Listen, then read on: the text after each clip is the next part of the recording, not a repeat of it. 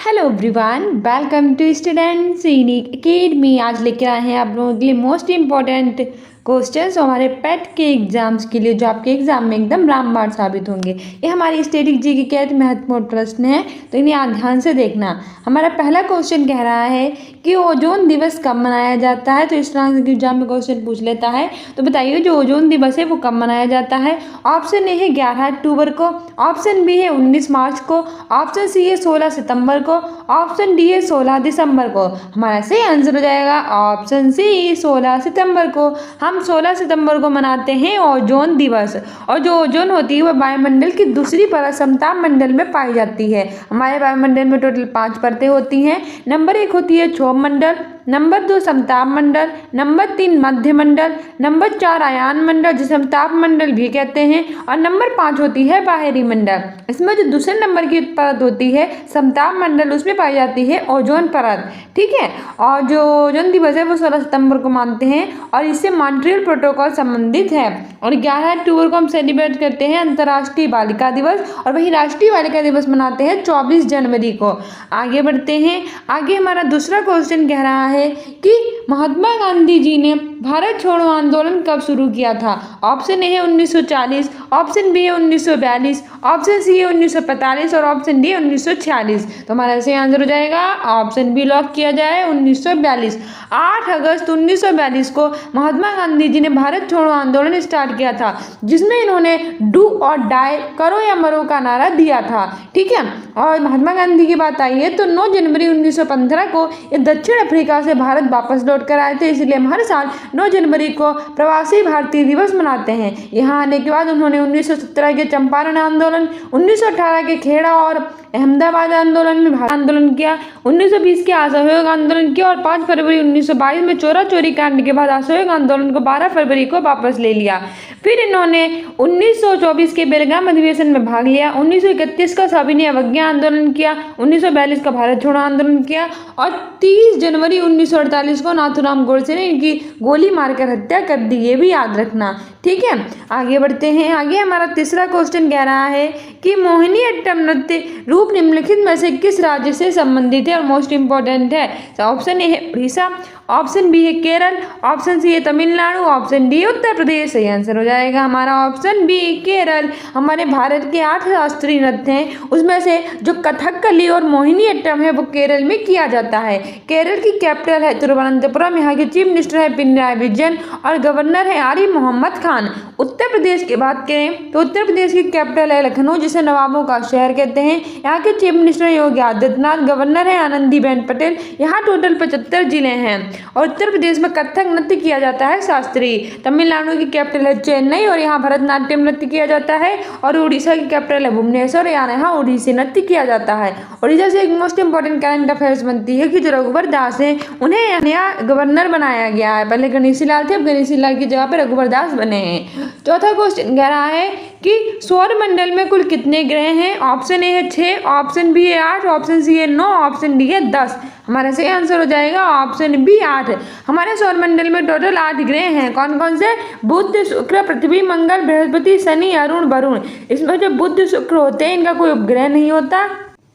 और जो शुक्र होता है इसे इवनिंग स्टार, मॉर्निंग स्टार यानी कि सुबह का तारा, शाम का तारा कहते हैं, और पृथ्वी की जुड़वा बहन कहते हैं। ठीक है। आगे बढ़ते हैं। आगे हमारा अगला क्वेश्चन कह रहा है 5वें नंबर का कि हड़प्पा की खोज कब की गई थी और मोस्ट इंपॉर्टेंट है। तो सही आंसर हो जाएगा तो ऑप्शन ए है हमारा 1921, ऑप्शन बी है 1922, ऑप्शन सी है 1924, ऑप्शन डी है 1928। तो हमारा सही आंसर हो जाएगा ऑप्शन ए 1921। 1921 में दयाराम साहनी ने हड़प्पा की खोज की थी और 1922 में राखल दास बनर्जी ने मोहनजोदड़ो की खोज की थी। ठीक है। एग्जाम्स के लिए मोस्ट इंपॉर्टेंट है, याद रखना। हमारा छठा क्वेश्चन कह रहा है कि संविधान सभा का स्थायी अध्यक्ष किसे चुना गया। ऑप्शन ए है डॉक्टर सच्चिदानंद सिन्हा, ऑप्शन बी है सरदार वल्लभ भाई पटेल, ऑप्शन सी है doctor Rajendra Prasad, option D है महात्मा गांधी। सही आंसर हो जाएगा जो संविधान सभा के स्थायी अध्यक्ष थे वो डॉक्टर राजेंद्र प्रसाद चुने गए थे। ठीक है। ऑप्शन सी सही हो जाएगा। वहीं संविधान सभा के अस्थायी अध्यक्ष डॉक्टर सच्चिदानंद सिन्हा को पहले बनाया गया, फिर स्थायी अध्यक्ष डॉक्टर राजेंद्र प्रसाद बना, इसलिए ऑप्शन सी सही हो जाएगा। वहीं सरदार वल्लभ भाई पटेल को भारत का लौह पुरुष कहते हैं। इन्होंने 1931 के कराची अधिवेशन में भाग लिया था। महात्मा गांधी ने 1924 के भारतीय राष्ट्रीय कांग्रेस अधिवेशन में भाग लिया था। ठीक है। बेलगाम में जो हुआ था। आगे बढ़ते हैं। आगे हमारा अगला क्वेश्चन कह रहा है 7वें नंबर का कि उत्तर प्रदेश राज्य की सीमा किस राज्य में स्पर्श नहीं करती है, और मोस्ट इंपॉर्टेंट है। ऑप्शन ए है मध्य प्रदेश, ऑप्शन बी है छत्तीसगढ़, ऑप्शन सी है हिमाचल प्रदेश, ऑप्शन डी है गुजरात। तो बताइए जो उत्तर प्रदेश राज्य की सीमा है वो किस राज्य में स्पर्श नहीं करती है। तो टोटल उत्तर प्रदेश की सीमा जो है वो 8 राज्यों से साथ स्पर्श करती है और एक केंद्र शासित प्रदेश दिल्ली के साथ स्पर्श करती है। 8 राज्य कौन कौन से हैं? एक हमारा मध्य प्रदेश के साथ टच करती है, मध्य प्रदेश से अलग होकर बना था छत्तीसगढ़, उसके साथ भी टच करती है। बिहार के साथ टच करती है, बिहार से अलग होकर बना था झारखंड, उसके साथ भी टच करती है। हिमाचल प्रदेश के साथ भी टच करती है, छोटी सी बाउंड्री हरियाणा के साथ भी इसकी टच करती है और हमारी राजस्थान के साथ टच करती है। तो 1 2 3 4 5 6 7 हो गए, एक और बचता है, वो कौन सा है? देखो मध्य प्रदेश छत्तीसगढ़ ये तो हो गए, बिहार झारखंड ये भी हो गए, हिमाचल प्रदेश हरियाणा ये भी हो गए, राजस्थान भी हो गया। ये कौन है जिसके साथ भैया इसकी बाउंड्री टच करती है? और एक हमारा है उत्तराखंड, जो उत्तर प्रदेश से ही अलग होकर बना था, इसके साथ टच करती है। तो याद रखना उत्तर प्रदेश की सीमा भारत के 8 राज्यों के साथ स्पर्श करती है। वो 8 हैं मध्य प्रदेश छत्तीसगढ़ एक पेयर में याद रखना, बिहार और झारखंड एक पेयर में याद रखना, हिमाचल प्रदेश और हरियाणा एक पेयर में याद रखना, राजस्थान और उत्तराखंड। ठीक है, 8 टोटल जिलों के साथ और एक केंद्र शासित प्रदेश दिल्ली के साथ टच करती हैं। तो इसका आंसर हो जाएगा गुजरात। गुजरात के साथ टच नहीं करती है उत्तर प्रदेश राज्य की सीमा। उत्तर प्रदेश का राजकीय पशु है बाघ, राजकीय वृक्ष है अशोक, राजकीय जलीय जल जीव है गंगा डॉल्फिन जो रिसेंटली घोषित किया गया है, और राजकीय पशु है पलाश। यहाँ लोकसभा की 80 और राज्यसभा की 31 सीटें हैं। यहाँ के चीफ मिनिस्टर है जितना, तो गवर्नर है आनंदीबेन पटेल। ठीक है, और टोटल 75 जिलों में से रिसेंटली इसके बरेली जिला स्मार्ट कक्षाएं प्रदान करने वाला उत्तर प्रदेश का पहला जिला बन गया है। इसके वाराणसी जिले में अंतर्राष्ट्रीय क्रिकेट स्टेडियम का शिलान्यास किया जाएगा, और लखनऊ जिले में जो कि उत्तर प्रदेश की कैपिटल भी है, पहला पशु सप्ताह केंद्र खोला जाएगा। मोस्ट इंपॉर्टेंट है, याद रखना। आगे बढ़ते हैं। आगे हमारा 8वां क्वेश्चन कह रहा है कि किस रस को रसराज कहा जाता है। ऑप्शन ए श्रृंगार रस, ऑप्शन बी है वीर रस, ऑप्शन सी हास्य रस, ऑप्शन डी इनमें से कोई नहीं। सही आंसर हो जाएगा ऑप्शन ए श्रृंगार रस।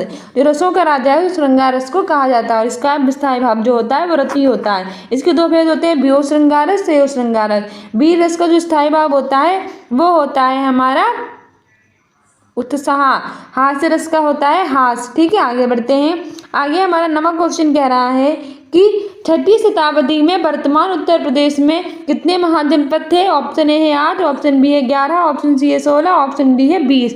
सही आंसर हो जाएगा 6ठी शताब्दी में वर्तमान उत्तर प्रदेश में जो थे वो 8 महाजनपद थे। टोटल भारत में 16 महाजनपद थे, जिसमें से आधे कम से कम जो 8 महाजनपद थे वो कहाँ थे? उत्तर प्रदेश में थे। ठीक है, याद रखना। आगे हमारा 10वां क्वेश्चन कह रहा है कि हाल ही में G20 संगठन का 21वां सदस्य किसे बनाया गया। ऑप्शन ए है अफ्रीकी संघ, ऑप्शन बी है सार्क संघ, ऑप्शन सी है आसियान संघ, ऑप्शन डी उपयुक्त में से कोई नहीं। सही आंसर हो जाएगा ऑप्शन ए अफ्रीकी संघ। जो G20 है वो G20 बन हो गया, क्योंकि पहले इसमें क्या था 19 देश थे, एक यूरोपीय संघ था, लेकिन अफ्रीकी संघ को भी मिला दिया गया है। 1999 में इसकी स्थापना हुई थी। 2023 में इसकी बैठक नई दिल्ली इंडिया में हुई थी और प्रधानमंत्री नरेंद्र मोदी ने अध्यक्षता की थी। 2024 में ब्राजील के राष्ट्रपति लूला दी सिल्वा को इसकी कमान सौंप दी है भारत ने, याद रखना।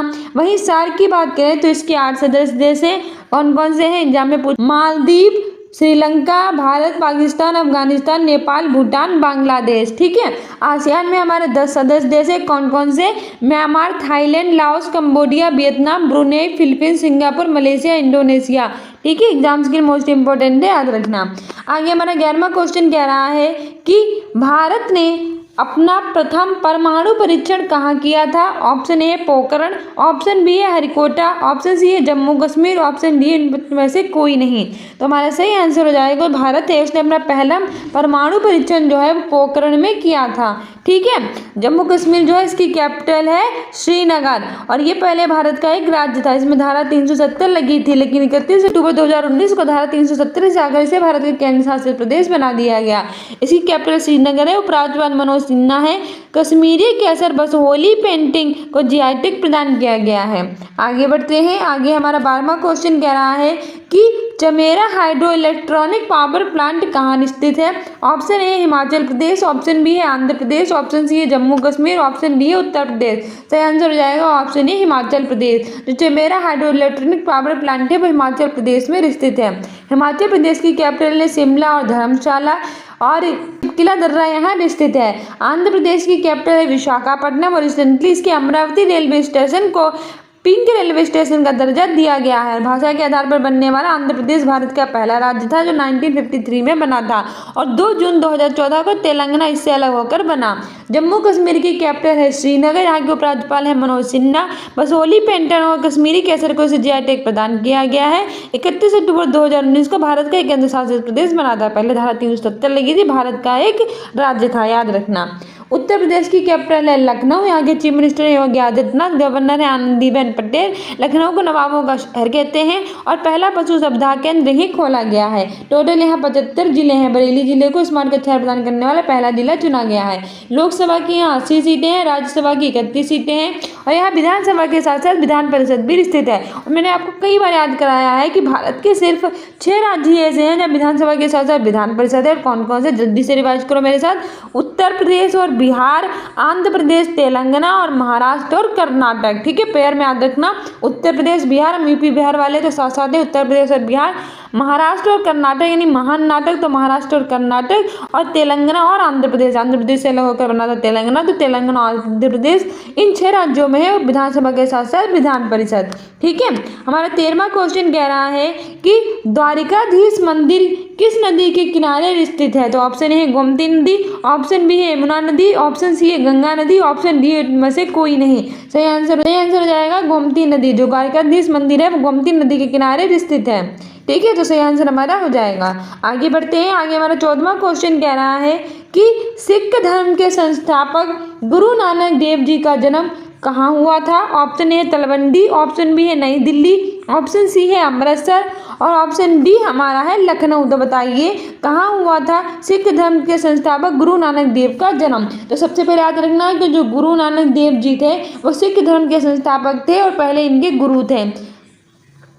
जन्म है वो तलवंडी में हुआ था। सही है, और वह नई दिल्ली की बात करें 1911 में भारत की कैपिटल बनी थी। आगे बढ़ते हैं। आगे हमारा अगला क्वेश्चन कह रहा है 15वें नंबर का कि भारत में अपना पहला परमाणु परीक्षण कब किया था? ऑप्शन ए है 1974, ऑप्शन बी है 1976, ऑप्शन सी है 1978, ऑप्शन डी इनमें से कोई नहीं। तो हमारा सही आंसर हो जाएगा ऑप्शन ए 1974। भारत ने अपना पहला परमाणु परीक्षण किया था। ठीक है, सो डियर स्टूडेंट्स, ये थे हमारे most important questions. I hope you like this video. If you like it then like, subscribe and share. इसके अतिरिक्त अगर आपने अभी तक स्टूडेंट्स इंडिया अकेडमी को इंस्टाग्राम पर फॉलो ना किया तो प्लीज़ कर लीजिए इंपॉर्टेंट अपडेट्स और शॉर्ट्स के लिए। साथ ही हमारे कम्युनिटी पोस्ट में आंसर दिया कीजिए। हमने इंपॉर्टेंट सीरीज बना रखी है, प्रैक्टिस सेट डाल रखे हैं, इंपॉर्टेंट डेट्स की प्लेलिस्ट बना रखी है, इंपॉर्टेंट करंट अफेयर्स की प्लेलिस्ट बना रखी है, शॉर्ट्स की प्लेलिस्ट बना रखी है। तो अगर अभी तक आपने अपने हमारे चैनल को सब्सक्राइब ना किया तो कर लीजिए। पेट के एग्जाम में बेटर करने के लिए सारी प्लेलिस्ट देख डालिए। ठीक है, मिलते हैं कल 10 बजे अपनी मोस्ट इंपॉर्टेंट करंट अफेयर वाली क्लास में। Thank you, bye.